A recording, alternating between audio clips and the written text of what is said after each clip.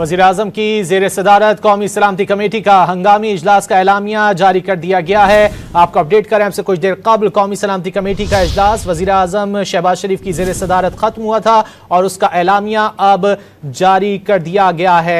भारतीय जारियत के बाद की सूरत हाल पर इजलास में गौर किया गया। तीनों मुसल्लह अफ़वाज के सरबराहान और इसके अलावा आपको बताएं कि वज़ीर-ए-आज़म की ज़ेर सदारत इजलास हुआ और इजलास का एलामिया जारी कर दिया गया है। मज़ीद जानेंगे डॉन न्यूज़ के नुमाइंदे सनाउल्लाह खान से। सनाउल्लाह, एलामिया में क्या कहा गया है? देखिए, एलामिया में बड़ा फैसला किया गया और पाकिस्तानी फौज को कार्रवाई का इख्तियार दे दिया गया है। पाकिस्तान ने यूएन चार्टर के तहत 51 के तहत जो है सेल्फ डिफेंस में जो मासूम शहरियों को जो हमले किए गए हैं और शहादतें हुई हैं उसका बदला लेने का फैसला किया गया और पाक फौज को मुसल्लह फौज को कार्रवाई करने का इख्तियार दे दिया है। अब इसकी जगह का और वक्त का तयन पाक फौज खुद करेगी।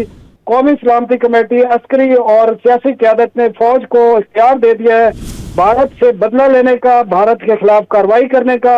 मकाम और जगह का तयन और वक्त का तयन फौज करेगी, पाक फौज करेगी और भारत के जो इकदाम है उनकी शदीद अल्फाज में मजम्मत की है, यूएन चार्टर की खिलाफ वर्जी करार दिया है और ये भी कहा गया है कि भारतीय हमले की वजह से जो गल्फ कंट्रीज की कमर्शियल परवाजें थी उनको भी खतरात लायक हुए और उन्होंने यूएन चार्टर की खिलाफ वर्जी की। लेकिन सबसे बड़ा फैसला यह है कि फौज को कार्रवाई करने का इख्तियार दे दिया है। जगह का, वक्त का तयन और मकाम का तयन फौज करेगी और पाकिस्तान में सेल्फ डिफेंस में ये कार्रवाई करेगा।